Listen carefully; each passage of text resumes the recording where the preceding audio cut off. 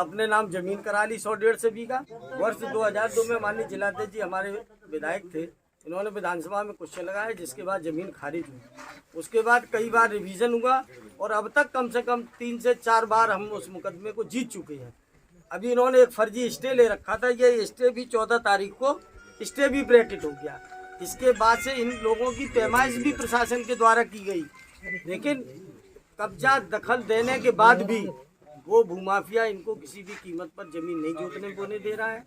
कौन है ये भूमाफिया? हमारे यहाँ राजनीतिक पार्टी से नहीं, वो पार्टी का राजनीतिक तो संरक्षण है ही, लेकिन वो गांव के ही है हमारे, और वो नहीं जोतने दे रहे, जबकि खारिज जमीन को खुद लाखों रुपए की फसल पैदा कर रहे हैं। अभी आपको दिखाएंगे जिसमें फसल लहलाती हुई खड़ी है, और जो बेचारी ये लोग भूखे मर रहे हैं, इनको जमीन नहीं जोतने। पहला मुद्दा।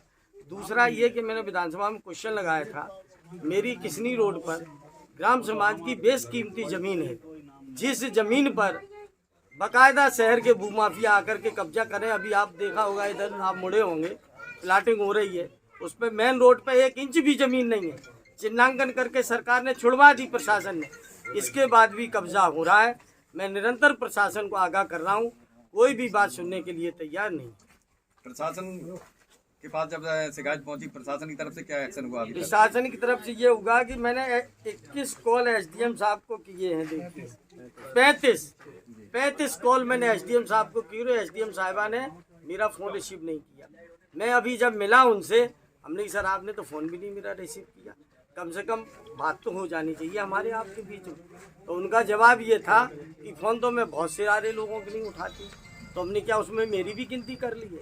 लेकिन मैं मानता हूं कि एसडीएम साहिबा बेचारी दबाव में है, और वो राजनीतिक नेताओं के दबाव में बिल्कुल असहाय है, और पूरी तरह प्रशासन सत्ता पक्ष के लोगों के दबाव में आकर के इन भूमाफियाओं की मदद कर रहा है और जमीन की लूट करा रहा है। आपका ये धरना प्रदर्शन कब तक चलेगा? तब तक चलेगा जब तक इन गरीबों को न्याय नहीं मिलेगा। मैं यहाँ से उठने वाला ही हूँ। रात दिन मुझे चाहे 1 सप्ताह बैठना पड़े, चाहे 1 महीना बैठना पड़े, यहीं जीऊँगा, यहीं मरूँगा।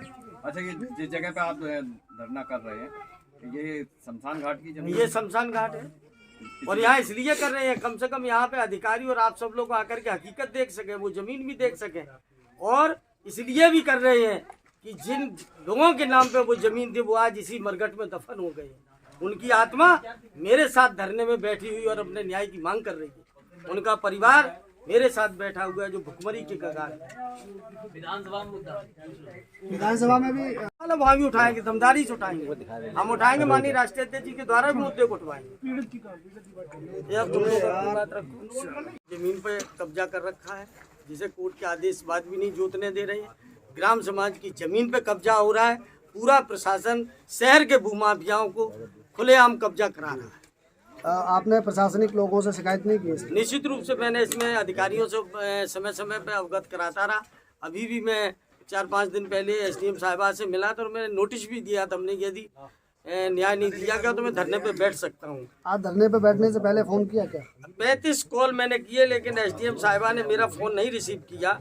और जब मैंने पूछा तो बोली कि फ़ोन तो मैं बहुतेरे लोगों के नहीं उठाते हैं। देखिए इसमें 35 कॉल पड़ी हुई और एसडीएम साहिबा ने मेरा फ़ोन नहीं उठाया। यही स्थान क्यों चुना आप लोगों ने? ये स्थान इसलिए मैंने चुना, ये मरघट है। जिन लोगों के नाम भूमि में आवंटन पट्टे हुए थे, 90% वे लोग आज इस दुनिया को छोड़ चुके हैं, और इसी माटी में यहीं पर दफन है जहाँ मैं बैठा हूँ।